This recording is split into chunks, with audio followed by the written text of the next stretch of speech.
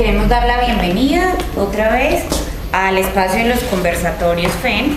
Las personas que no vinieron hace 8 días, pues tenemos realmente ya muy poquitas lecturas. El conversatorio de hoy es la segunda parte de un conversatorio que iniciamos la semana pasada. ¿Tú ya tienes? ¿A quién le hace falta documentico?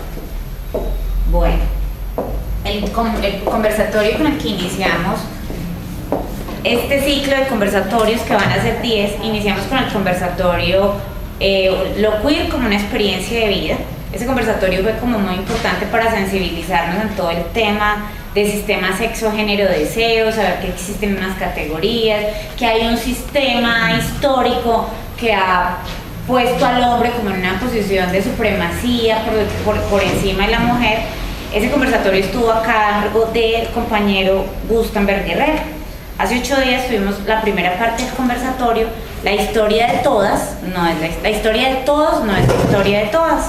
En esta primera parte, Liliana Gómez Pulido, que fue la persona que estuvo a cargo del conversatorio de la semana pasada, nos empezó a hacer como un recorrido histórico para aquellas personas que no estuvieron.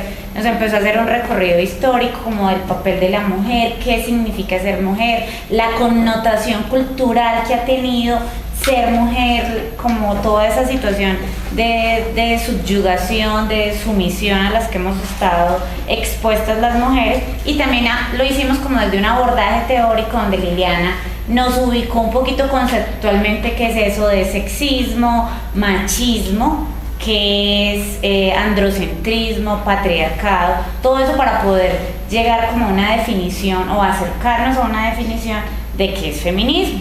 Recuerdan que lo primero que hicimos hace 8 días como entrada o sensibilización al conversatorio fue la lectura de una parte de la introducción de este libro. Este libro se llama Feminismo para no feministas.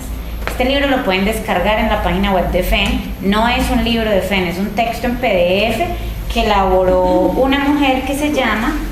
Ay, es que estas no son las hojas. La mujer que elabora este libro se llama Valentina y lo hace para la Confederación de Mujeres Jóvenes, una organización española. Este libro está en PDF, lo pueden consultar. Entonces, ¿qué era lo que buscábamos en ese conversatorio de 18 días? Como entender el feminismo como lo que es, pero construir como una definición sencilla desde nuestra experiencia, no una definición académica, porque por la razón importante que invitamos a Paola y en el día de hoy, a Liliana y en el día de hoy a Paola, es porque ellas no solamente son mujeres feministas académicas, sino que realmente son feministas de trabajar con base comunitaria, que nos parece también que eso es crucial a la hora de venir a hacer las propuestas y las apuestas feministas. Entonces, como les venía contando, hoy es la continuación de este taller que empezamos, este conversatorio que empezamos con Liliana. Entonces, con Liliana ya quedamos como en el recorrido histórico y la evolución de los feminismos. Paola, que la tengo aquí detrás, la estoy tapando. Paola es politóloga, gran amiga de FEN, es estudiante de la maestría de Sociología, se ha desempeñado como referente de mujer y género en las localidades de Rafael Uribe, es feminista, es fundadora del colectivo feminista Jalyaníbal, y en el día de hoy ha querido donar su tiempo y su conocimiento para seguirnos como acompañando en este recorrido por el feminismo y entender realmente esto como que qué viene siendo. Entonces, Paola. Hola, buenas noches para todas. Bueno, muchos de ustedes van a encontrar algunos de los elementos que ya, digamos, expuso Lili en la conversación pasada. Lo que sucede es que, digamos, al terminar la conversación con Lili, acordamos que era necesario puntualizar en algunos elementos que en el recorrido en el desarrollo de lo que se construye como teoría feminista hace parte de todo el cuerpo teórico y toda la praxis feminista, que creo que es importante reconocerle en ese, digamos, momento histórico. Pues yo llegué en el momento en el que Lili hizo más como el barrido de la situación y de la condición social de la mujer en los distintos momentos, en los distintos periodos históricos. Yo lo que quiero es como recoger, espero hacerlo, los elementos de discusión, digamos, que le aportaron al crecimiento de la teoría feminista, digamos, y que son elementos que hoy se constituyen o se constituyeron en los elementos conceptuales y en el cuerpo teórico. Esa es básicamente como la idea. Entonces de pronto les va a parecer un poco repetitiva a las compañeras que pasó, pero es lo que quiero es retomar algunos elementos que Lili, digamos, tal vez pasó un poco por alto. Bueno, Lili inició su conversación, o Lili les comentó a ustedes que para reconocer, digamos, como todo ese recorrido histórico y del feminismo, hay un desarrollo que se denomina las 3 olas del feminismo. Digamos, la primera ola obedece, Lili hizo una designación de etapas con la que yo no estoy de acuerdo, pero eso no quiere decir que esté mal. Lili ubicó en la primera etapa, en la primera ola del feminismo a la ilustración y el sufragismo. Digamos, la primera ola del feminismo para muchas feministas es exclusivamente la ilustración francesa y la ilustración y la revolución francesa. Digamos que básicamente, bueno, ustedes saben, la revolución francesa fue en 1789, se articuló básicamente a 3 postulados: igualdad jurídica, libertad de opinión y derechos políticos. Digamos, ¿por qué son importantes estos 3 postulados y por qué, digamos, muchos feministas sí argumentan que el feminismo tuvo un carácter ilustrado e incluso, digamos, tuvo un carácter mucho más radical que el mismo movimiento revolucionario de la Revolución Francesa? Porque finalmente el feminismo se articuló de manera coherente a estos 3 postulados, y el feminismo de ese momento, o las mujeres, porque bueno, también hay otra cosa, ellas, digamos, nunca se consideran mujeres feministas, evidentemente no fueron mujeres feministas. Para nosotras, cuando hacemos esta inspección, para nosotras sí son elementos del feminismo. Ellas efectivamente reconocieron, digamos, a partir de estos 3 elementos, como la columna vertebral del proceso revolucionario, pero también reconocieron las contradicciones del mundo, digamos, de estos hombres ilustrados, porque básicamente ellos hablaban de la ampliación de las libertades civiles y políticas, pero negaban la ampliación de las libertades civiles y políticas a una parte de la población, a las mujeres, que era en ese momento también una población mayoritaria. Digamos, entonces, por ejemplo, Celia Amorós, que es una feminista española que ha hecho también este recorrido histórico, que ha hecho estos estudios históricos, reconoce efectivamente que el feminismo tiene un carácter ilustrado, reconoce que el feminismo es altamente revolucionario y que por tanto el feminismo es una propuesta teórica de reivindicación y emancipación de las mujeres. Y digamos que develó las contradicciones históricas del momento. Bueno, la ilustración va desde el periodo del siglo XVI al siglo XVII. La ilustración, digamos, se manifiesta como de manera, digamos, como un rasgo general. Es como la posibilidad de la consolidación del pensamiento científico y la posibilidad de, digamos, del desarrollo del pensamiento científico. Recordemos que Europa entre el siglo V y el siglo XV vivió la etapa del oscurantismo, digamos, donde el centro del desarrollo de la sociedad era lo que decía la iglesia, ¿sí? El clero, era teocéntrico, ¿sí? El desarrollo de la sociedad giraba en torno al teocentrismo. Digamos, no se podía cuestionar los órdenes, no se podían cuestionar. Después entra el periodo del Renacimiento, que es el periodo digamos, donde florece el desarrollo de las artes, ¿sí? Donde las artes empiezan a presentarse un poco fuera de las figuras religiosas santas, y empiezan a ser un poco más terrenales. Empiezan a, digamos, obras como estas son las de Botticelli. Por decir, Botticelli hace todos sus cuadros que son, digamos, cuadros muy, muy religiosos, podría ser, pero más ligados como a la gente, a lo que está viviendo un poco, como lo que se está viviendo un poco a las cotidianidades de la sociedad del momento. Y la ilustración, digamos, la ilustración abre ese momento la posibilidad de pensarse, digamos, estructuras sociales de manera diferente. Y es el desarrollo, efectivamente, se fundamenta la razón como el eje central para el desarrollo humano, en contraposición a, bueno, la ilustración, digamos, desarrolla una contraposición contra la monarquía, clero y nobleza. Estos 3 elementos vienen a articular en parte, digamos, la esencia de la Revolución Francesa, digamos, porque la clase emergente, la burguesía, estaba en busca de un gobierno civil. Si querían un gobierno civil, porque necesitaban garantizar la participación política de esta clase emergente. Entonces, digamos, ese es un postulado también central y significa una base para el desarrollo intelectual de toda Europa, básicamente. ¿Qué permite la ilustración francesa? La ilustración permite que se creen núcleos y grupos de discusión colectiva, que se llamaban clubes de discusión, básicamente. Nosotros en este periodo tenemos una experiencia, o desde las mujeres se tiene una experiencia que se llamaba se llamaron Las Preciosas. Esta organización de Las Preciosas fue un club literario, digamos. ¿Qué hacía ese club literario? Que es lo que se encuentra en las referencias. Básicamente era un grupo de mujeres que sencillamente se sentaban a discutir cosas, temas, digamos, banales, temas no de mayor importancia, pero digamos que, ¿cómo se les reconoce? ¿Cuál es el carácter que se reconoce a estos clubes literarios? Que demuestran como primer elemento para el feminismo que las mujeres se reúnen fuera de sus contextos tradicionales y de sus contextos particulares, el hogar. Entonces digamos que ahí podemos ver una primera evidencia donde las mujeres salen al espacio de lo público, salen a un espacio de lo público que efectivamente... Perdóname, ¿qué año fue que dice? ¿Cuál? El Club de las Preciosas. El Club de las Preciosas, o Las Preciosas, o el Movimiento de las Preciosas, no era club, era el Movimiento de las Preciosas, que fue un club literario. Eso fue antes de la Ilustración. Digamos, eso se reconoció como, es que no tengo el dato acá. ¿Y en dónde? Eso fue en Francia, particularmente. Y el Club de las Preciosas se reconoció como, se reconoce, por ejemplo, una de las feministas que se llama Alicia Millares, ella reconoce eso como parte de los elementos del feminismo premoderno. ¿Sí? Que da como el elemento eso que les digo, la posibilidad de que las mujeres se piensen fuera de los escenarios privados, donde se encuentren en escenarios públicos con sus pares. ¿Sí? Eso es un elemento fundamental en el feminismo, y que reconocemos que las mujeres, digamos, nos reconocemos desde nuestra paridad, y desde nuestra paridad articulamos nuestra lucha colectiva. Esos serían como los elementos que quiero ir puntualizando como para ese cuerpo teórico que les digo. La Revolución Francesa estuvo alimentada en parte, digamos, por estos postulados de la Ilustración. ¿Sí?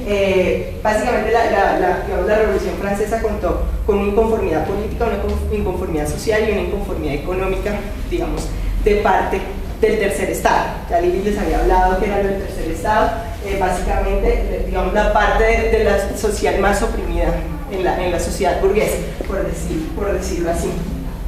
Entonces, digamos, por un lado estaba la burguesía como clase emergente que quería cambiar el sistema de producción. El sistema de producción tradicional era un sistema feudal, un sistema señorial, donde se contrataba un gran señor terrateniente, por decir, tenía un montón de terreno y contrataba a personas, vinculaba a personas bajo una modalidad de vasallaje para explotar la tierra, para cultivar la tierra, digamos, en contraprestación de seguridad mutua y de garantizarle, digamos, un espacio. La burguesía emergente en ese momento, porque en el contexto de Europa, es el desarrollo del capitalismo. En ciertos sentidos se viene forjando el desarrollo del capitalismo, se vienen consolidando las monarquías absolutas, pero también la consolidación de las monarquías absolutas garantiza la consolidación del Estado Nacional, digamos, y la burguesía necesita generar esos procesos de reforma hacia el capitalismo y de desarrollo industrial. Básicamente era...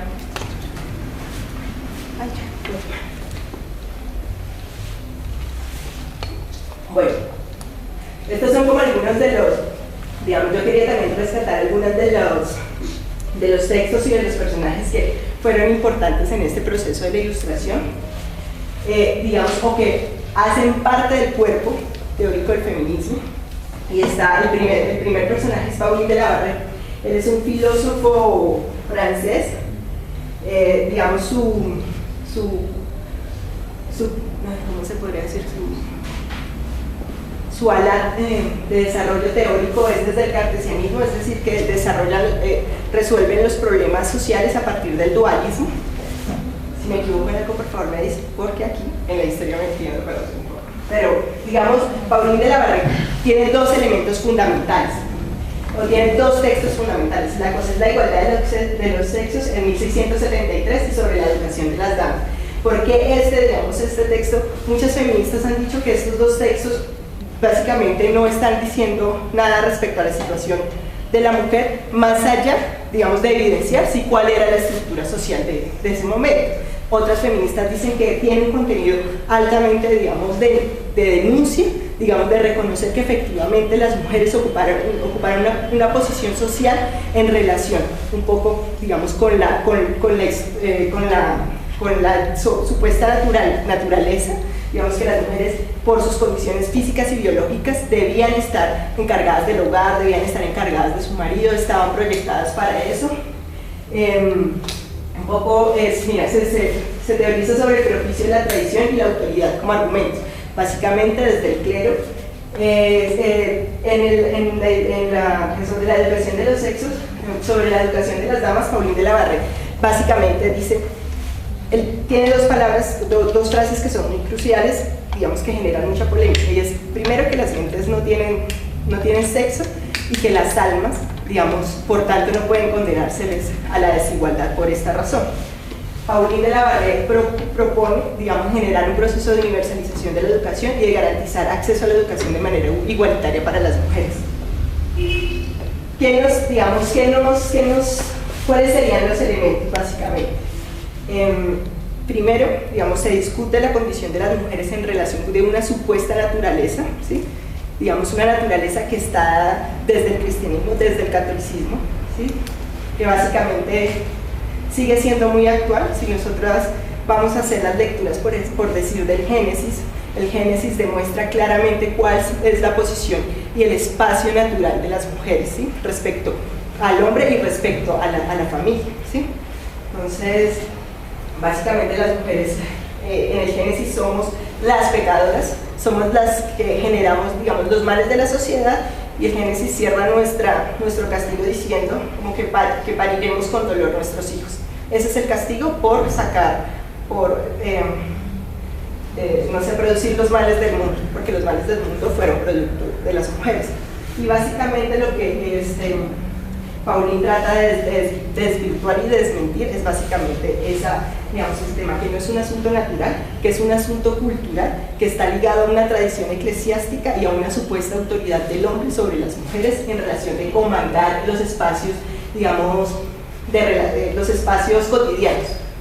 El otro tema es el tema de la educación, y ese se convierte en la segunda parte del feminismo, se convierte en el elemento fundamental para garantizar que las mujeres logren no solo acceder a espacios de formación tradicional, porque las mujeres, digamos que eso también se ve en la ilustración, bueno, pero se ve más en el momento del sufragismo, las mujeres eran educadas única y exclusivamente para las labores de la casa, ¿sí? Hay una discusión que, bueno, hay una feminista, una mujer del periodo del sufragismo, que básicamente va a contestarle a Rousseau respecto a la educación de Sofía, en relación que las mujeres deben ser esas mujeres de cuidado, deben ser esas mujeres, digamos, divinas, divinas, guardadas para el hogar, y básicamente lo que va a garantizar también un poco en el momento de la etapa del feminismo es que la garantía del acceso a la educación le permitirá a las mujeres, digamos, ubicarse en otros escenarios de igualdad respecto a los hombres. Este es otro elemento clave para el desarrollo de la teoría feminista. Y el tercero hace parte de esos dos primeros, hacen parte de un cuerpo teórico, y el tercero es parte de la praxis feminista, de la praxis, digamos, de los procesos organizativos feministas, la posibilidad de estar en los clubes femeninos, en los clubes de literatura, y la posibilidad, como les dije, de articularse en otros escenarios fuera del escenario doméstico. Digamos, ¿cómo lo leemos? ¿Cómo se lee desde el feminismo? Básicamente que tenemos capacidad de organización, ¿sí? Y ese es un elemento que se recoge en ese momento. Y bueno, también hay como una reseña de unos libros, de textos que dicen: las mujeres, por muy santas que quieran ser o que quieran parecer ser o que supuestamente sean, digamos, siempre que se reúnen van a hablar de cosas fundamentales, ¿sí? Digamos, de cosas que le preocupan en su vida cotidiana. Entonces, la tesis es que muchos de los clubes de mujeres fueron los espacios fundamentales para que las mujeres empezaran a reconocer sus condiciones de desigualdad y un poco las contradicciones del proyecto ilustrado, y empezaran a pensarse la posibilidad de organizarse de manera articulada en contra, no del proyecto ilustrado, pero sí, digamos, de los oportunistas alrededor del proyecto ilustrado, porque querían ocupar espacios de poder político, pero no generaban ningún tipo de garantía, digamos, de apertura democrática para la sociedad. Digamos, estas revoluciones, por ejemplo, la Revolución Francesa es una revolución de carácter liberal, de carácter democrático, pero finalmente las feministas terminan diciendo: no, digamos, efectivamente, esto continuó con el mismo, lo único que hizo fue una transformación social a favor de unas clases, de determinadas clases sociales, y continuó, digamos, y reafirmó los privilegios de los hombres en los escenarios públicos y en los escenarios de poder. ¿Por qué los reafirmó? Ya les voy a decir por qué razón los reafirmó. Digamos, bueno, ¿Cuál fue el papel predominante de las mujeres? Se reconoce y es evidente que las mujeres participaron de todo el proceso revolucionario en el marco de la Revolución Francesa. Ellas se articularon a los ejércitos, muchas de las mujeres, o a las milicias, por decir algo, muchas de las mujeres defendían y peleaban la posibilidad de estar, digamos, de estar ahí en las milicias, de hacer parte del frente. Muchas de ellas, y digamos, ustedes han visto el cuadro, yo creo que Lili les mostró el cuadro de las mujeres en la Revolución Francesa que van todas en marcha llevando palas, picas y armas. ¿No lo han visto? Sí, lo han visto. Sí, que es el cuadro de la marcha de Versalles. Sí, la marcha de Versalles. Lo que sucede es que después de la toma de Bastilla, digamos, es el momento en donde el pueblo ya le dice a Luis XIV, estoy equivocada, Luis XIV, Luis XVI. 16, pues yo estoy ahí confundida, entonces, del rey. Pero bueno, Luis XVI, yo estoy realmente... digamos, el pueblo se va a Bastilla y tumba, digamos, relativamente tumba al rey, pero las mujeres, en un proceso, digamos, de masas, obliga al rey a trasladarse a París para que él reconozca cuál es la condición y la situación de la población parisina, ¿sí? Una vez el rey se traslada a París, se hace el llamamiento se convocan a los estados generales, cada uno de los estados, y particularmente el tercer estado, donde las mujeres hacían parte del tercer estado. Ya recordemos que Lili nos dijo que las mujeres denunciaron que ellas decían que ellas eran el tercer estado del tercer estado. Digamos, ellas ya reconocieron su condición. Eso también es una frase supremamente fundamental para reconocer la posición en ese escenario.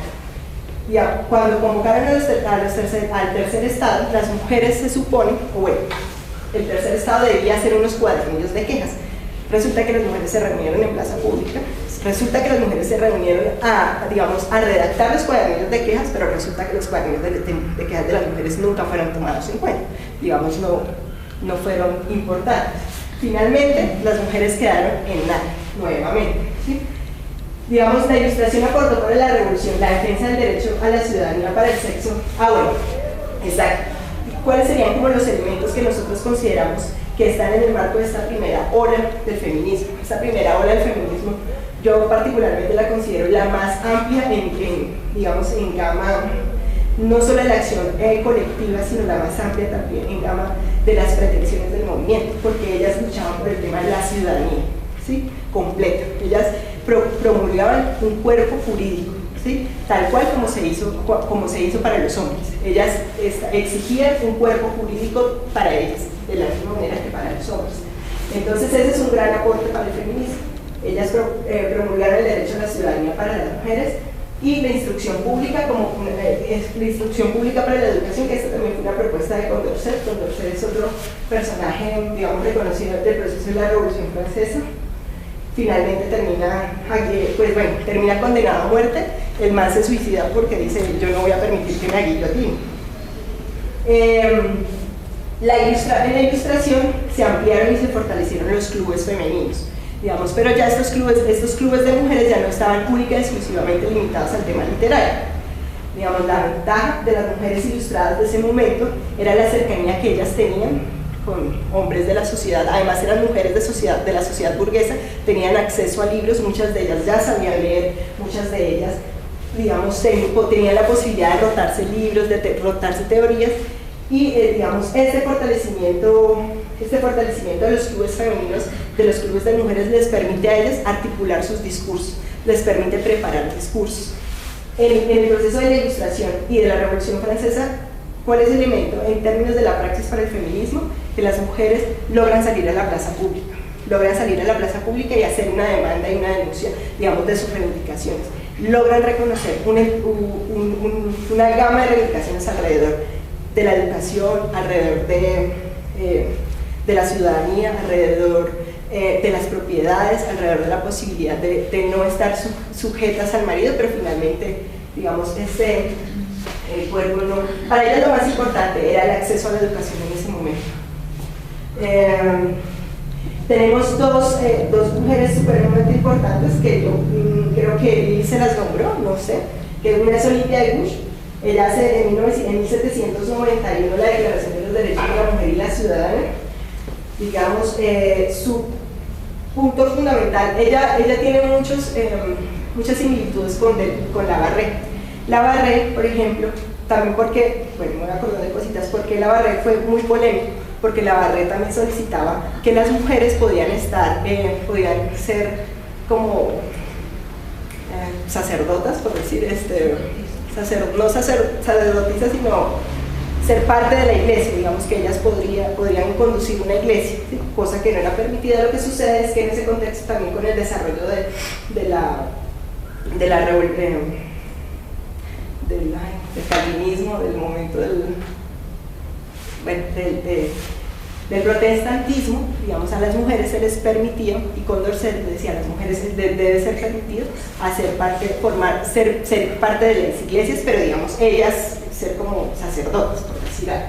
Eso también fue muy polémico, y Olympia de Gouges articulaba algo que no mencionó de Labarré, pero que tal vez para el momento era muy importante, tal vez para nosotras no es importante, y era que ella solicitaba que a las mujeres se les permitiera denunciar quién era el padre de sus hijos.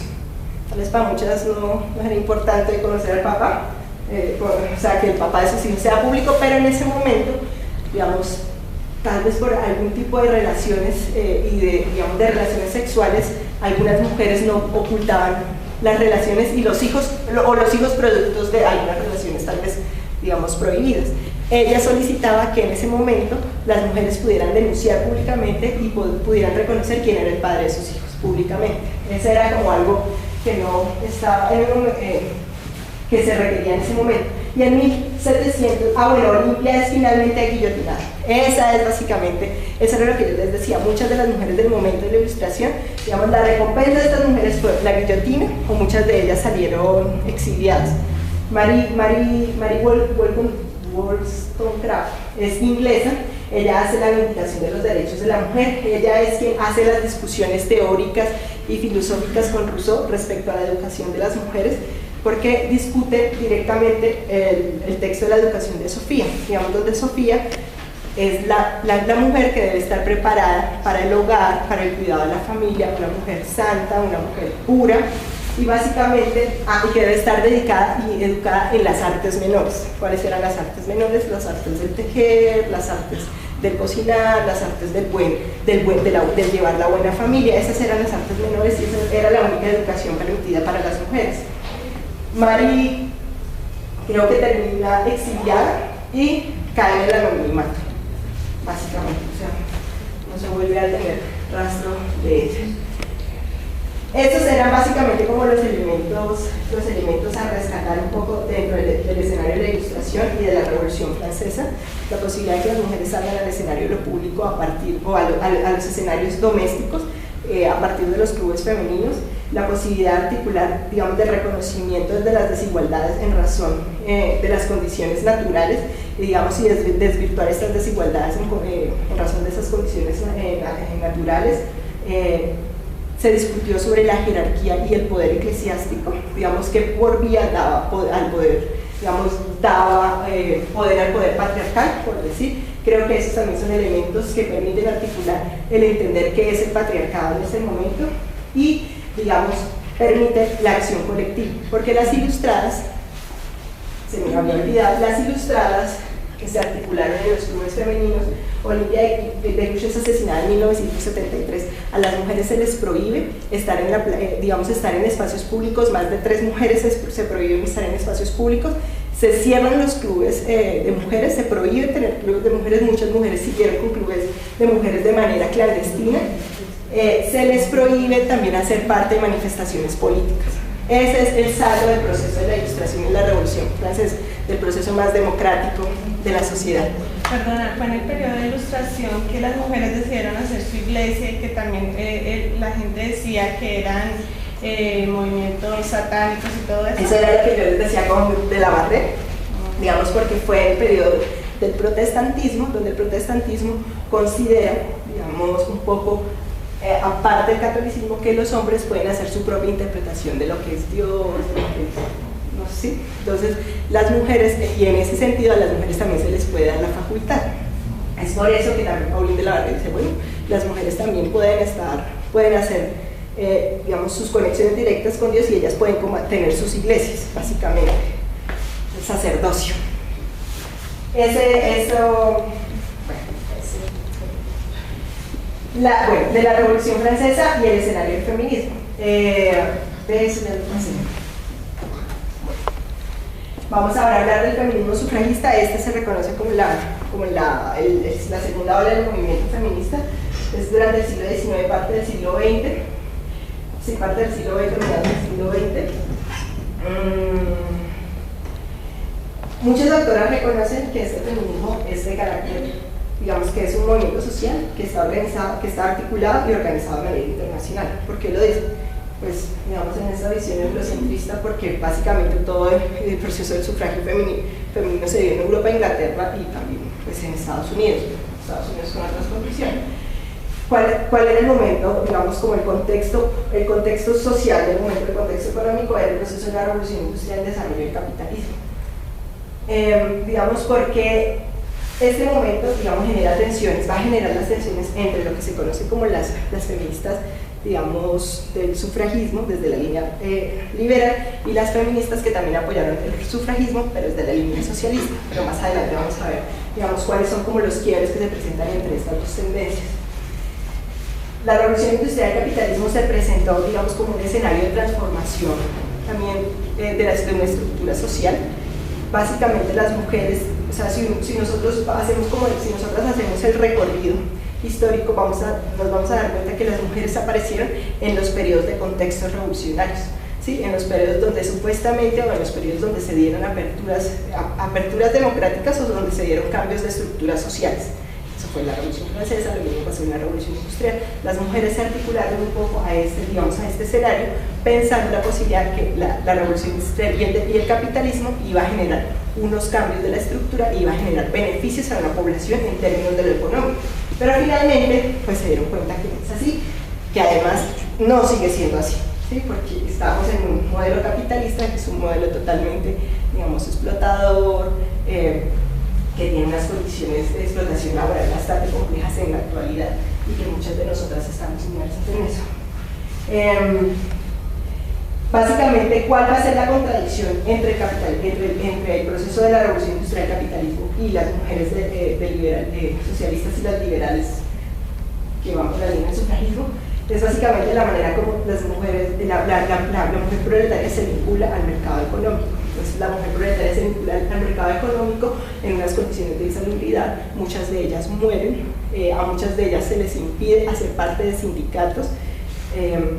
Creo que el primer sindicato de mujeres se creó en Inglaterra en 1800.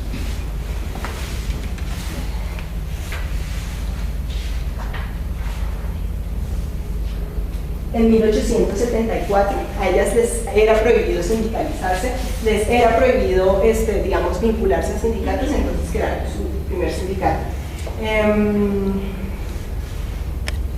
Bueno, por ejemplo, también desde el análisis feminista, algunas feministas dicen que el proceso del sufragismo es un proceso burgués, es un proceso de las mujeres burguesas, de las mujeres que tenían unas condiciones socioeconómicas para pensarse, o unas condiciones de vida para pensarse su vida desde otra forma, cosa que no le pasaba a las mujeres proletarias, que estaban 100% preocupadas por sus necesidades económicas y ocupadas de sus necesidades familiares. Clara Zetkin es una de las mujeres, digamos, más representativas del feminismo socialista. Ella es una marxista alemana y ella básicamente dice dos cosas. Primero, que ellas no se van a alinear con el proceso de las mujeres burguesas, pero que considera que que ellas van a aportar en el proceso de reivindicación y de emancipación de las mujeres burguesas, porque ellas están doblemente sujetadas. Por una parte, digamos, no son propietarias de sus bienes, ¿sí? Sino que están sujetas a su hombre, a su marido, digamos, y todos sus bienes están en conexión, o todos sus bienes pasan automáticamente a ser bienes del marido, no controlan sus propios bienes. Y segundo, digamos, sus relaciones internas no son relaciones de amor, sino que son relaciones de propiedad, de configuración de la propiedad.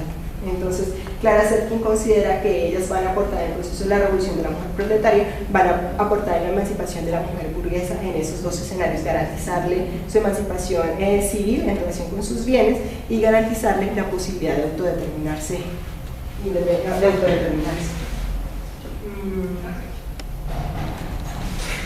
Bueno, ustedes saben, el sufragismo tiene dos escenarios particulares, uno es en Estados Unidos y otros en Inglaterra particularmente, digamos como más fuerte en Inglaterra.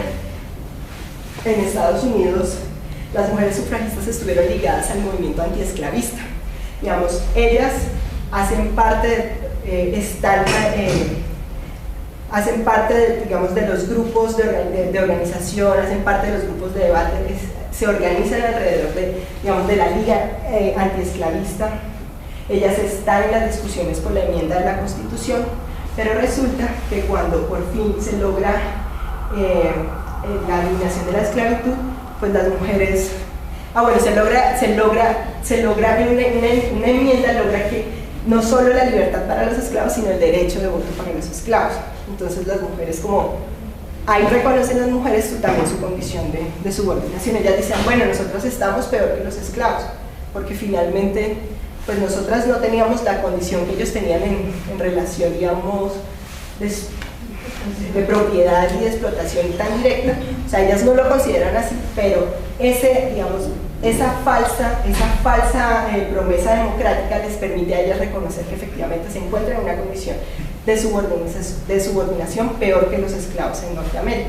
Entonces ellas deciden de manera autónoma empezar a organizarse, separarse de los movimientos, del movimiento antiesclavista y a configurar sus propias organizaciones femeninas. Estados Unidos tuvo dos organizaciones en pro del voto de las mujeres supremamente importantes, bien importantes. Uno era la Organización Nacional de Mujeres. La organización sí. National Organization for Women. Sí, y otra era la Asociación Americana por el Sufragio de la Mujer. Digamos, estas dos organizaciones también, digamos, identificaban una tendencia clara. Unas eran más moderadas y las otras eran más radicales. Digamos, unas moderadas porque unas consideraban que ellas hacían cabildeo, ¿sí? Se reunían con determinados no sé, hombres importantes de la política norteamericana y podrían lograr así concesiones, pero también eran muy moderadas porque ellas consideraban que no todas las mujeres debían acceder al voto, que solo las viudas y mayores de 30 años. En cambio, las radicales, digamos, sí consideraban que el voto debía ser un voto de carácter universal y, digamos, de carácter universal, y que además a la consecución del voto debían venir los derechos civiles. Yo lo puse acá para acordarme un poco, los derechos civiles, digamos, en relación con los bienes, los derechos políticos, en relación con el voto y los derechos jurídicos, en relación con el tutelaje y la autodeterminación. Por ejemplo, al igual que en Colombia, las mujeres no podían presentarse de manera autónoma ante los jurados, ante los jueces, por decir, ellas siempre debían estar acompañadas por su marido, por su padre o por su hermano mayor, ¿sí? Esa ley se levantó en Colombia en 1932, la posibilidad de la autonomía del tutelaje jurídico para las mujeres. Las feministas radicales digamos, articulan estos tres elementos. Las feministas moderadas consideran que la sociedad norteamericana no está preparada para esa apertura, pero además también un poco desde la mirada oportunista del balance que los votos podrían hacer a uno y otro partido, que esa es también una discusión que se dio en Colombia. Cuando en Colombia se empieza a discutir sobre el voto femenino, el Partido Conservador y el Partido Liberal, digamos, le preocupa mucho porque las mujeres están más cercanas a la iglesia y temen que ellas vayan a votar por los conservadores. Digamos, esa fue una de las discusiones cruciales aquí en Colombia para que el voto femenino también fuera una pugna bastante fuerte. Finalmente, digamos, estas mujeres, como tuvieron tantos obstáculos, estas mujeres deciden organizarse en una sola unión, creo que fue la Unión Nacional de Mujeres por el Voto. Ellas deciden organizarse, ellas presentan de 1870 a 1800, ellas presentan de 1800, Ellas presentan de 1870 a 1878, año a año, solicitudes de enmienda a la Constitución norteamericana. Y estas solicitudes de enmienda son negadas cada vez, siempre son negadas. Las mujeres deciden entonces ser un poco más radicales, digamos, y entonces eso implica, digamos, ¿qué es el radicalismo para ellas? Que fue muy distinto al radicalismo que se aplicó en Inglaterra. Entonces ellas deciden hacer giras por cada uno de los estados, deciden empezar a hacer campañas de propaganda, deciden empezar, digamos, a discutir también con hombres claves en la política. Ellas empiezan a hacer actos públicos masivos, digamos, algo que nunca se había visto, ¿sí? Entonces, eso también es otro elemento. Entonces, ellas empiezan a considerar el escenario de lo público político como un escenario para ellas. Eso también, digamos, eso hace parte del contenido teórico del feminismo, la posibilidad de ser parte de los escenarios público-políticos. Y las mujeres sufragistas reconocen, digamos, o generan esa posibilidad. Estas mujeres obtienen en 1918 el derecho al voto. El presidente Wilson en ese momento les dice, bueno, listo, ya, de uno, no jodamos más, en 1918, pero hasta 1920 lo aplican. En 1918 se da para mujeres mayores de 30 años y viudas, lo que les decía. Y en 1920 ya se levantan como las restricciones y ellas, digamos, tienen el voto de manera, en las mismas condiciones que los hombres, pues me imagino que también propiedad, tenían que tener propiedades y ser estudiadas, pero en 1920 tenían las mismas características de los hombres. En Inglaterra pasó lo mismo, digamos, el movimiento sufragista estuvo ligado al parlamentarismo. El hombre que más las apoyó fue Stuart Mill. Stuart Mill, digamos, hizo unas reivindicaciones respecto a por qué a las mujeres, por qué si se lideraban proyectos democráticos, por qué las mujeres no hacían parte de estos proyectos democráticos. El sufragismo en Inglaterra, digamos, se mamó porque finalmente nunca les hicieron, digamos, a ellas nunca les permitieron hacer, digamos, vincularse a discursos en el Parlamento, cosa que sí pasó en Estados Unidos. Las mujeres en Estados Unidos pudieron hacer discursos en plaza pública, pudieron, digamos, estar en el Parlamento. En cambio, las mujeres inglesas nunca lo lograron hacer, siempre les fue prohibido. Ellas deciden radicalizarse, pero se radicalizan de una manera extrema, queman cosas, hacen daño a la propiedad, interrumpen escenarios públicos de políticos o de personajes muy reconocidos. Mejor dicho, ellas se enloquecen, no se enloquecen, pero básicamente hieren la propiedad privada, y herir la propiedad privada es neurálgico para una sociedad tan capitalista como Inglaterra. Inglaterra lo que siempre ha protegido ha sido la propiedad privada. Y estas mujeres son encarceladas, muchas de estas mujeres son encarceladas. ¿Por qué el feminismo sufragista es tan importante para el feminismo? Porque el movimiento sufragista permite ver dos tendencias dentro del feminismo. Una tendencia es el feminismo liberal, que opta, digamos, un feminismo que dice que la igualdad de las mujeres puede ser o se logra tras la consolidación de reivindicaciones de carácter jurídico, de tipo jurídico. Entonces ellas, es lo que hoy vemos como todas las políticas de igualdad de oportunidades, todas las políticas de acciones afirmativas son de esa línea, digamos, eso permite articular esa línea desde el liberalismo. Y las otras, las del feminismo liberal, las feministas, digamos, radicales de ese momento, permiten articular lo que se llama el feminismo socialista y el feminismo anarquista. Digamos, en Inglaterra, el feminismo radical. En Inglaterra hay, digamos, más desarrollo del feminismo radical a partir un poco de los hechos de conato de las mujeres en la sociedad inglesa. Bueno, el escenario de confrontación con las socialistas. Básicamente, las mujeres socialistas y las mujeres sufragistas empiezan a tener diferencias en relación con que las mujeres, digamos, sufragistas son mujeres de la clase burguesa y que por tanto ellas no van a reconocer, ellas nunca en sus reivindicaciones han reconocido las condiciones de clase y las condiciones económicas o de subordinación económica que sufren las mujeres de la clase trabajadora. Por tanto, entonces ellas deciden apartarse del movimiento sufragista eso no implica que ellas no reconozcan la importancia del acceso al derecho al voto, digamos, como una garantía. Lo que sucede es que ellas consideran que al paralelo al derecho, a la consecución del derecho al voto, debe ir de manera paralela a la consecución de los derechos económicos y sociales, no solo de las mujeres, sino, digamos, del proletariado en general. Básicamente,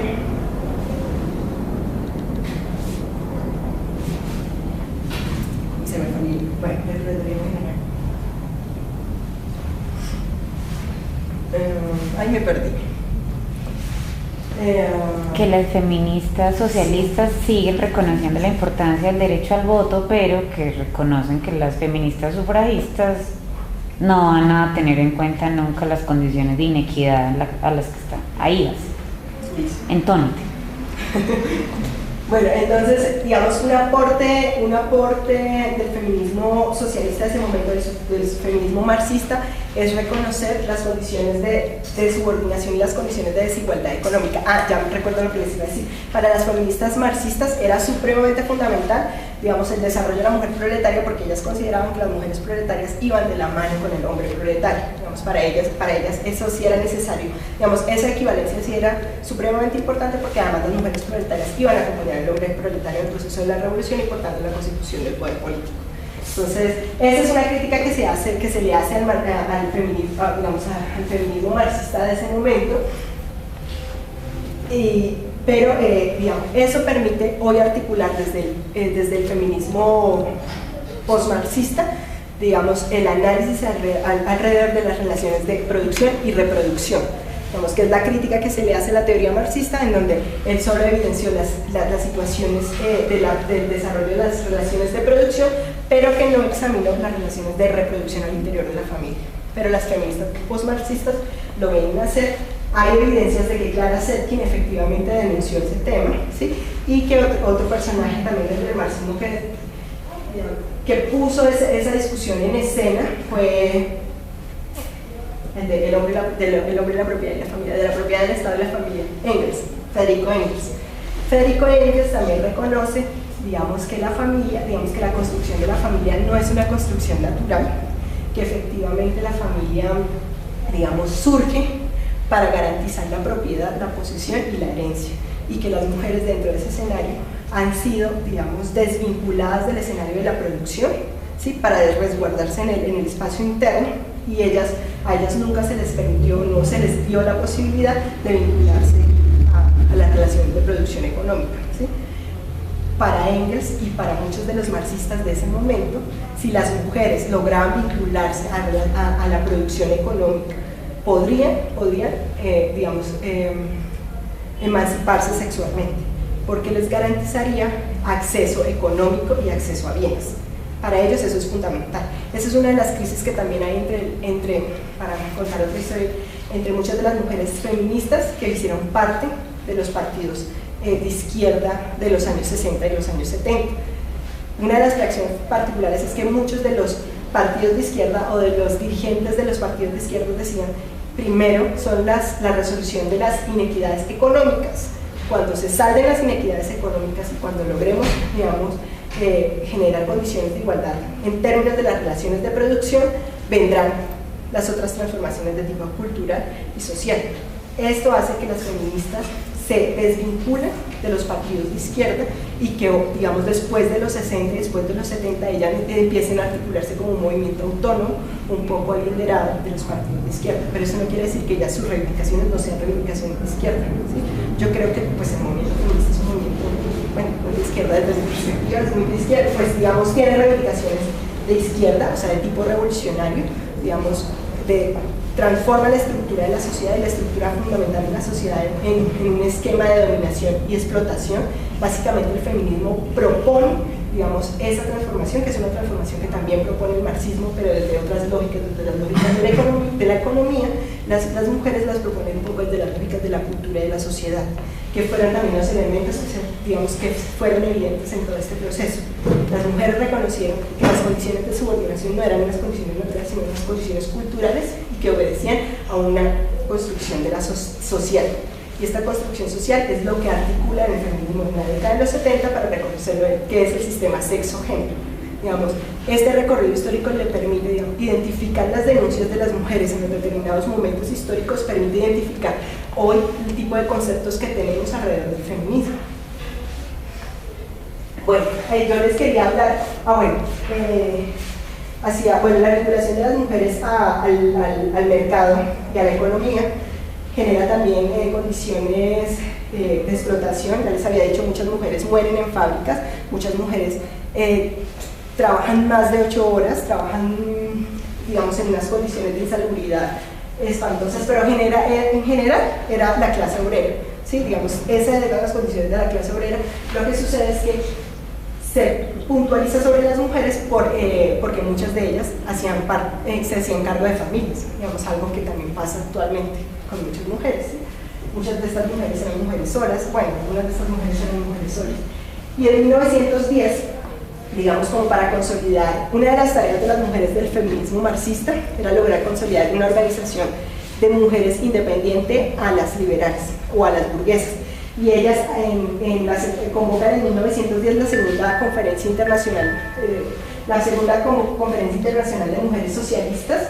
Es un llamado que hace Clara Zetkin para consolidar el movimiento internacionalista de las mujeres proletarias, para garantizar, digamos, ellas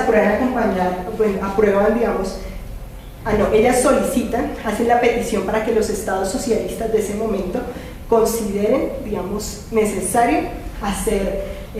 garantizar el voto para las mujeres. O sea, en su declaración obligan a los estados socialistas, partes de la conferencia, que aprueben el voto femenino. Y declaran el 8 de marzo como el Día Internacional de los Derechos de las Trabajadoras. Esto fue en 1910, porque, bueno, alrededor del 8 de marzo hay muchísimas historias, ¿no? Entonces está que la quema de las mujeres en Estados Unidos, hay historias alrededor que eran unas mujeres textileras que se quemaron porque el patrón las dejó encerradas, y que entonces en ese momento estaban haciendo lanas moradas y rojas y moradas, o rojas y azules, y que por eso el color del feminismo es el fucsia. Bueno, digamos, hay muchísimas historias creadas alrededor de esto, digamos, pero particularmente se le reconoce que es en la Internacional Feminista donde se hace una promulgación de carácter internacional sobre el Día Internacional de los Derechos de las Mujeres Trabajadoras, porque un año antes en San Petersburgo unas mujeres habían entrado en huelga, ¿sí? Pero básicamente fue por eso, fue un tema de una huelga de mujeres obreras, y que fue un 8 de marzo. Tampoco dicen que el calendario no coincide porque es una fecha diferente al calendario ruso, pero que en las proyecciones es 8 de marzo. Pero finalmente la importancia es porque se declara en la conferencia internacional, y esta fecha la retoma la ONU hacia 1975, la vuelve a retomar la ONU, creo, o antes, la retoma la ONU como la fecha, digamos, conmemorativa internacional, porque tampoco fue reconocida. Digamos, esto se hizo en muy pocos países. Después de la declaración, las marchas se hicieron un año después, generalmente. Se me acabó.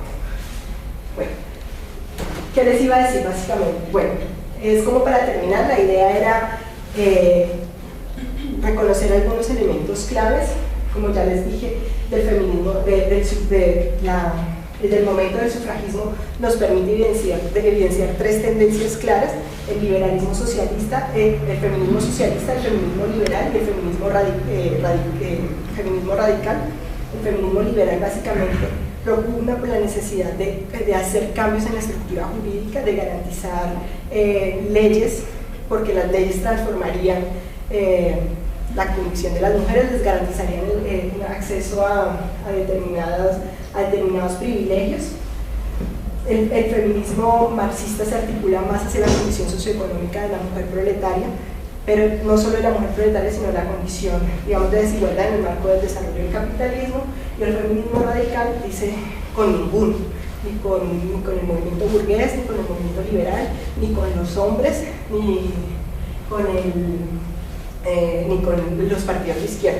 Digamos, la mujer hace su proceso de revolución, su proceso, digamos, de emancipación ella misma, digamos, de manera independiente o articulada a otras mujeres, sin depender, digamos, de la voz o de la imagen masculina. Ese es básicamente como los temas generales de ese momento histórico. Yo tengo muchas preguntas. Bueno, empiece a anotar. 1. Sí, porque si no, se me olvida. toma.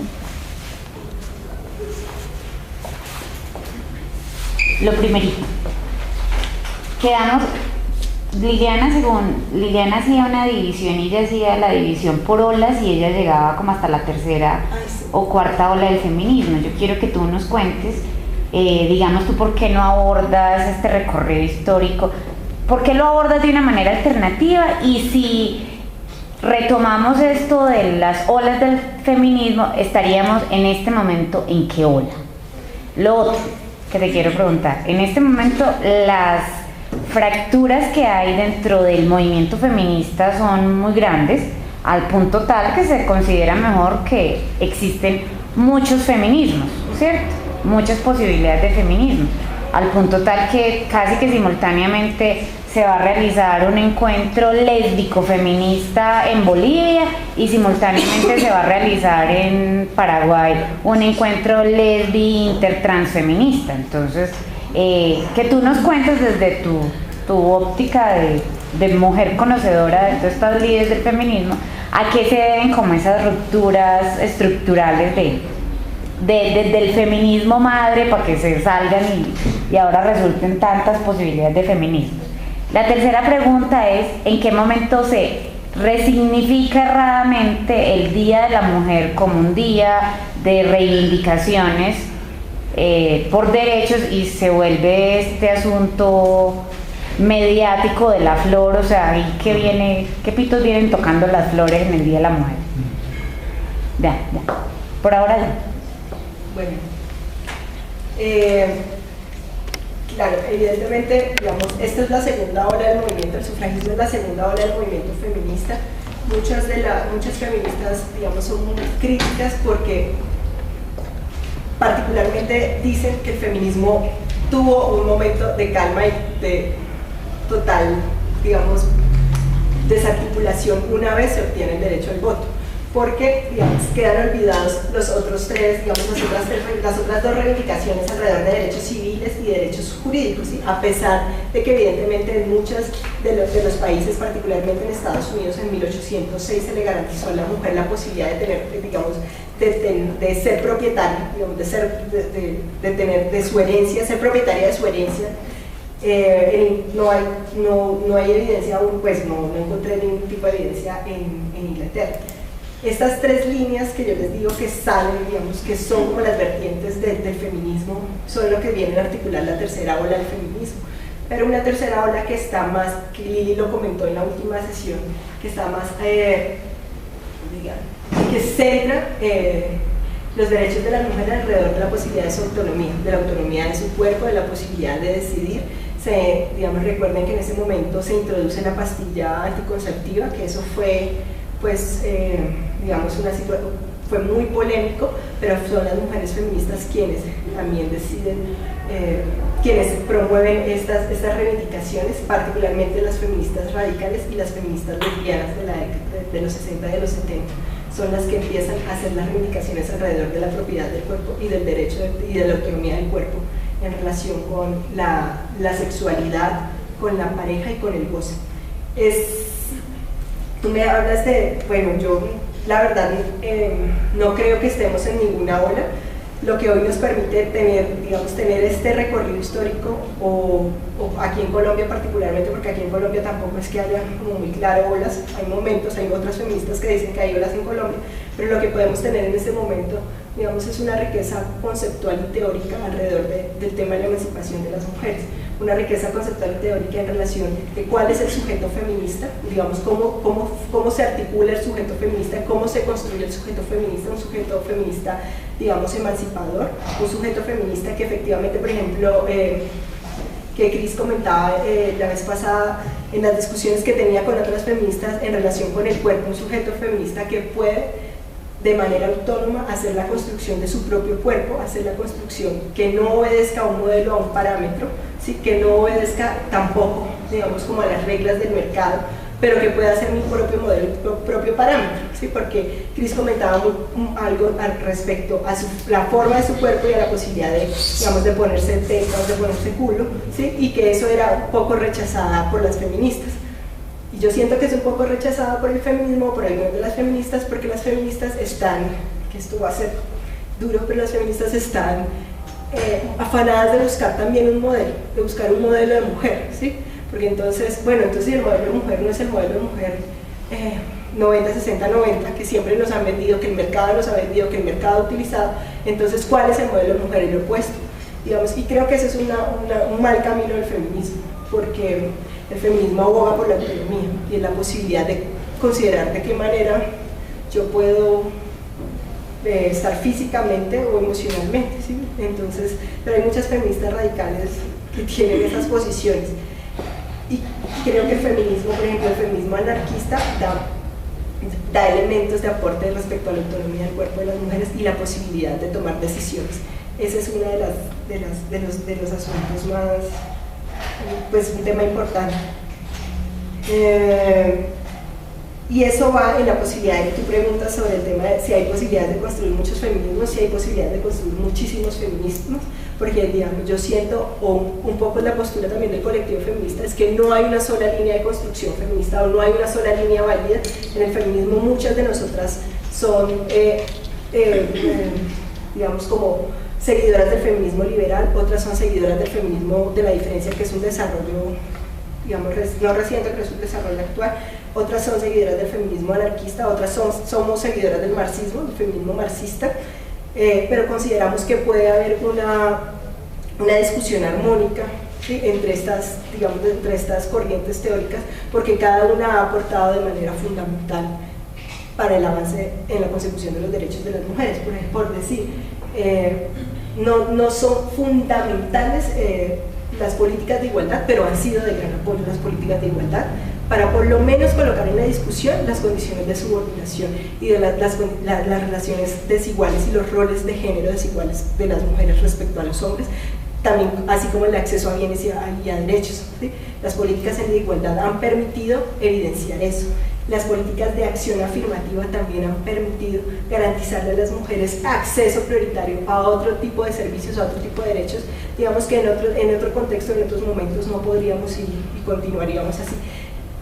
Que la permanencia, digamos, de estos, que digamos estas transformaciones jurídicas no son suficientes, ¿sí? Digamos, requieren ir acompañadas de otro tipo de procesos. Por ejemplo, para nosotros es muy importante todo el tema, digamos, del manejo de los medios de comunicación. El país firmó el protocolo de la CEDAW, que es el protocolo por la erradicación de la discriminación contra las mujeres, bueno, sí, algo así más o menos, no recuerdo bien así, pero una de las cosas fundamentales que solicita el protocolo es que el Estado haga vigilancia sobre los medios de comunicación y sobre la imagen que se transmite de las mujeres en los medios de comunicación. Es algo que el país no hace efectivo, ¿sí? O sea, el país puede decir, oiga, tenemos una política pública, estamos en la construcción de una política nacional de mujeres y equidad de género, tenemos una política pública distrital, a nivel distrital, pero finalmente hay otros escenarios que le llegan más a la cultural, que siguen sosteniendo estas relaciones sociales y estas son relaciones culturales de manera estable, que es todo el tema de las novelas, que es todo el tema de las propagandas, que es todo el tema del uso del cuerpo de las mujeres, ¿sí? Yo recuerdo hace algún tiempo que Florence Tomás hizo una denuncia por una propaganda de aguardiente antioqueño que mostraba un rabo de una mujer y una tanga, ¿sabes? Y la niña empezó a decir, bueno, esa no puede ser la imagen para vender, pero además eso causó conmoción porque los hombres decían, pero ¿cómo es posible si el cuerpo de la mujer es un cuerpo hermoso, si el cuerpo es para poderlo, ¿cómo es? Deleitarse con el cuerpo femenino, ¿sí? Digamos, esos dobles discursos están aún, digamos, soterrados en esta sociedad, en una sociedad patriarcal, aún, ¿sí? Digamos que sigue manteniendo esas desigualdades, a pesar de decir, no, las mujeres acá tienen muchos derechos, pero en las relaciones cotidianas en las relaciones cotidianas aún siguen siendo relaciones muy desiguales, a pesar de que uno no las perciba, ¿sí? De hecho, con mismos compañeros de trabajo, con los otros compañeros de estudio o algo así, siguen siendo relaciones muy desiguales.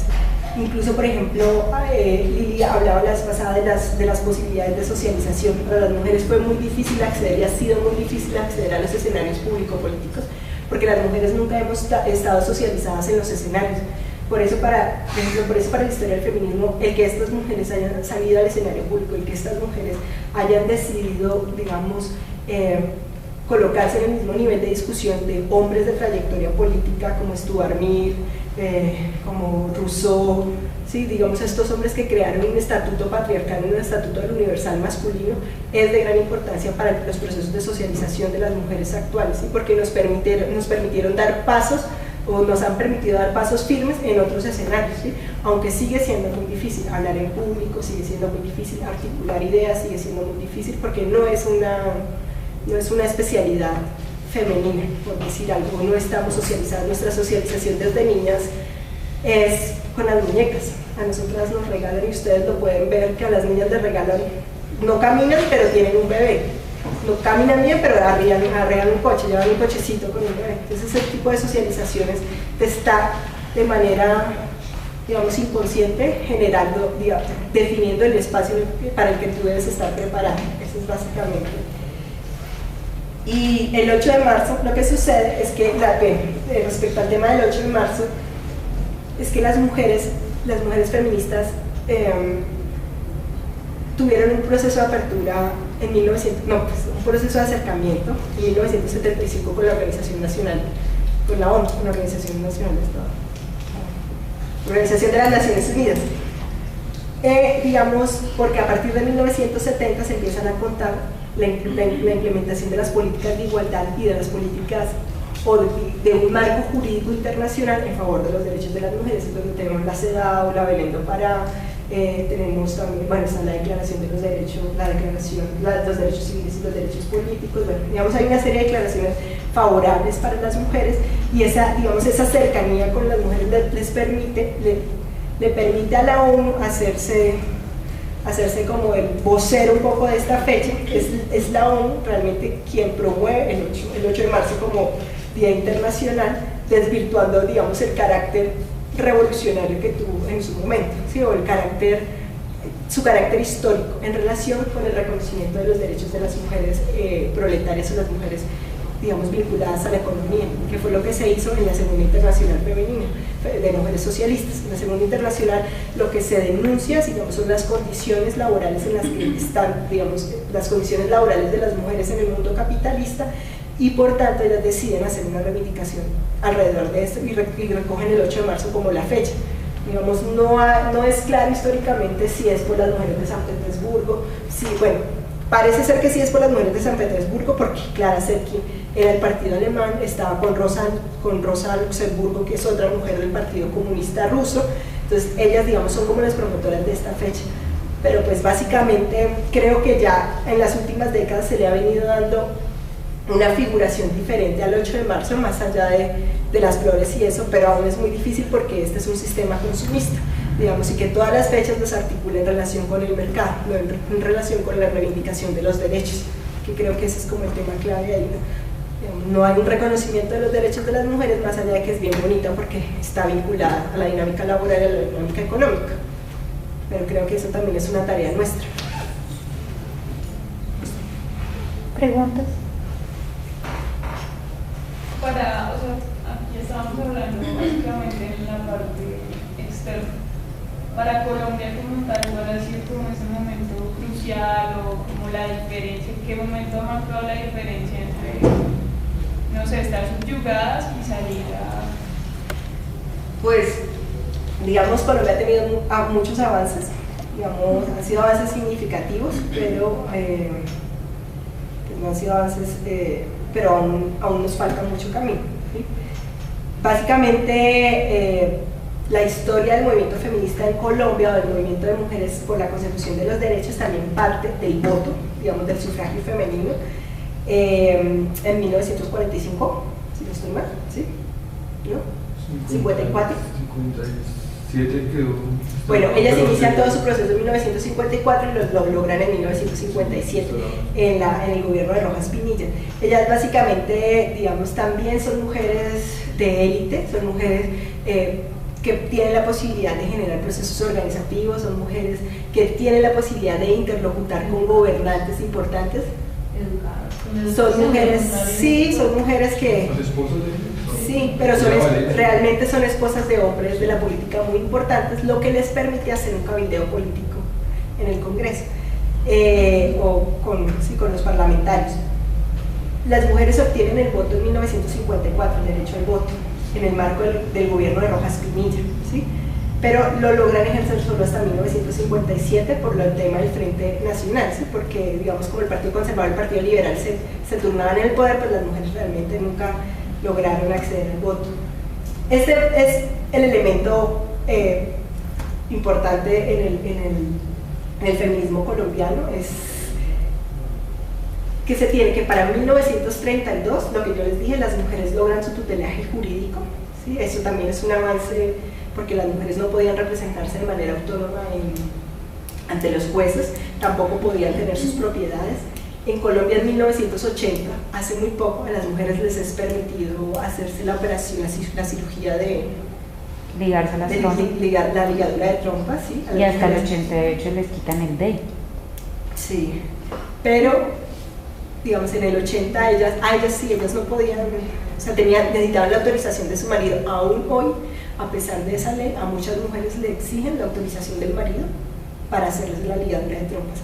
Y uno tiene que tener 2 hijos o hijas para hacerse la ligadura de trompas. Eso es bastante complicado en este país, ¿sí? O sea, si tú tienes un hijo y dices no quiero más hijos, no, tienes que tener 2. ¿Sí? Manuel psicólogo.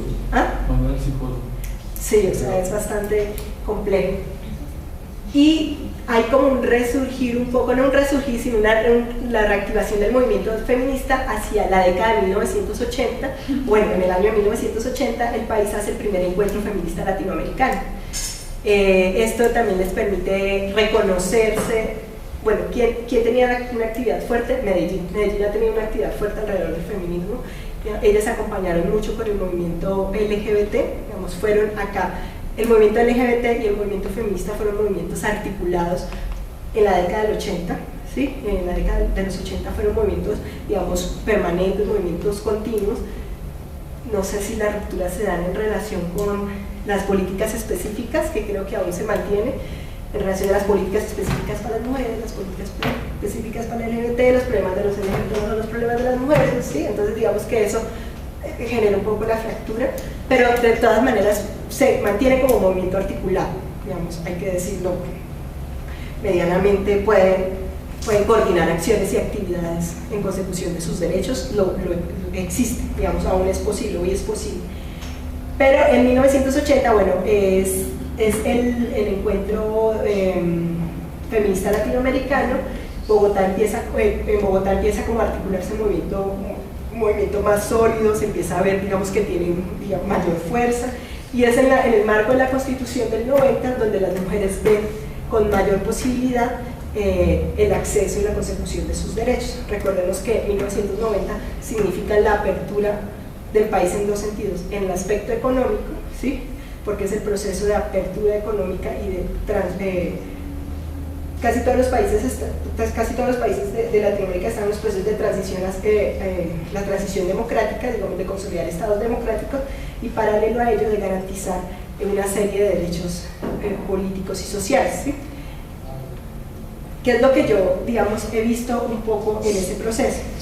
Para mí, en la década de los 60 y la década de los 70 fue una década donde el movimiento obrero en Colombia fue destacado, y incluso antes, digamos, el movimiento obrero tenía una capacidad de articulación, una capacidad de movilización fuerte, pero la entrada, digamos, de los procesos de apertura democrática permiten la desarticulación, permiten por un lado garantizar que los grupos poblacionales logren llevar sus reivindicaciones en los espacios de lo público político directamente, ¿sí? En los espacios con el gobierno directamente, sus demandas son escuchadas de manera directa.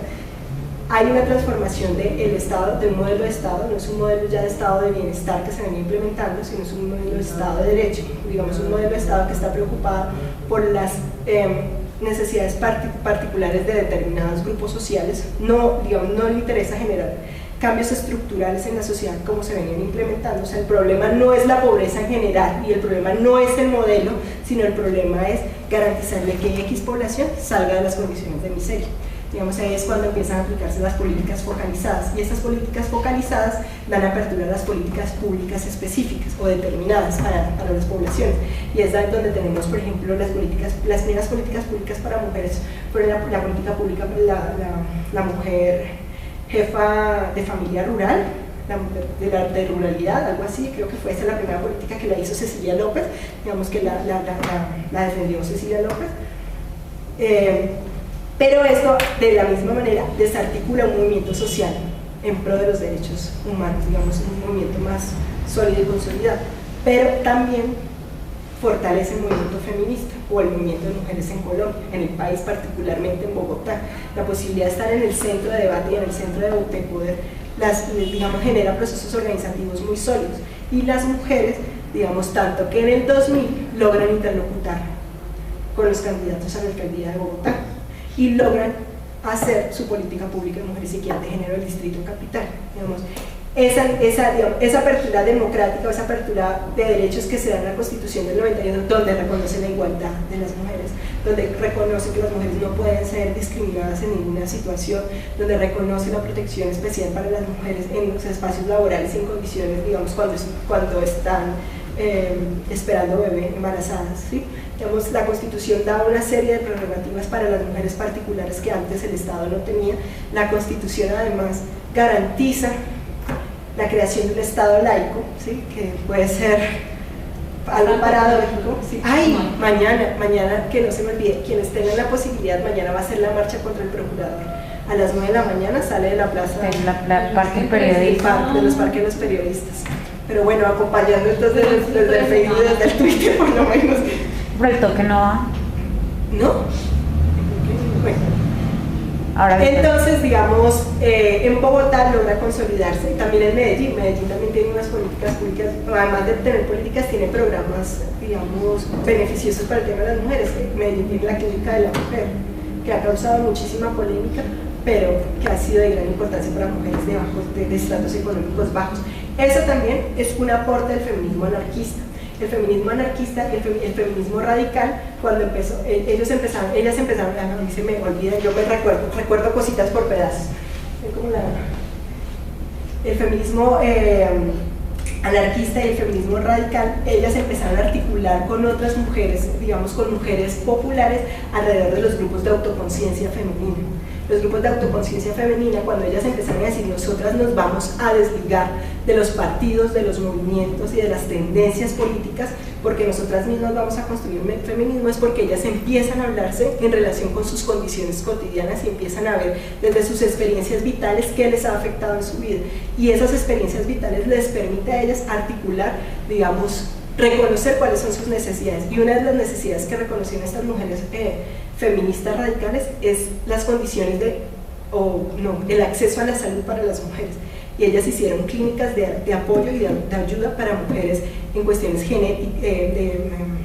ginecológicas, de aborto y de embarazo, de aborto y de derechos sexuales, básicamente.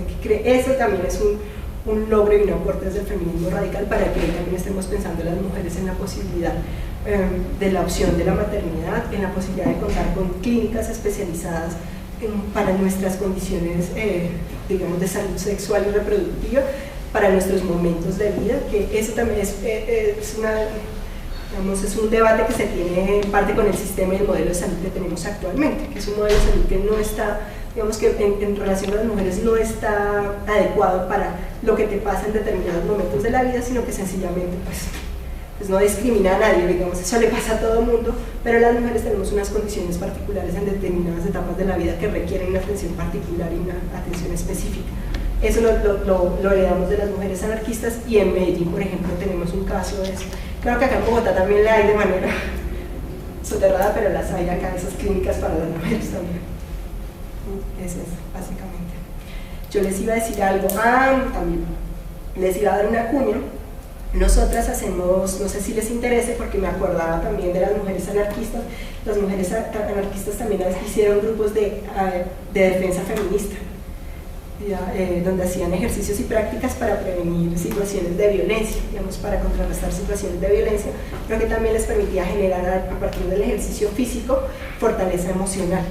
Nosotras hacemos, tenemos un grupo de autodefensa, se llama Autodefensa Feminista, que es horrible el tema de autodefensa, pero es un grupo de defensa feminista que busca particularmente dar unos ejercicios claves por si las mujeres nos encontramos en situaciones de violencia, cómo salir de estas situaciones de violencia utilizando la fuerza del contrincante, por decir, del agresor, porque no es contrincante. Entonces no sé si les interesaría que podríamos hacer una jornada de defensa feminista. Entonces, hay una compañera que está avalada por una organización noruega que son las duras en eso, pero entonces no sé si les parecería chévere. Habría que venirse con ropa cómoda, de pero sí, muy interesante. Sí, es bien bacán, es muy bacán. Entonces, pues, para tenerlo ahí en cuenta. ¿Preguntas? ¿Ya? Bueno, antes de despedir a Pau, el próximo jueves vamos a continuar con la misma línea de los conversatorios, y el próximo jueves 25 de noviembre no va a ser en este salón, para que se fijen en la convocatoria. Ya el del próximo jueves es en otra sede. La Fundación Universitaria del Área Andina tiene 24 sedes diseminadas todas en 5 cuadras a la redonda. Entonces es en alguna de las sedes, probablemente, creo que es en la 6, no me acuerdo, ¿te acuerdas? O es en la cuarta. Bueno, ahí ustedes van a ver que en la página web de FEN hay un mapa, y pusimos, tocó hacer mapa, parce, porque es que llegar aquí es una terapia. Sí, yo me perdí la vez pasada. Entonces está la sede 4, que es arriba de la Caracas, la sede 6, que es allá a 2 cuadras, y esta sería la sede 8. Entonces, para que por favor se fijen, pero el conversatorio no va a ser aquí. ¿Qué va a ser el conversatorio el próximo jueves?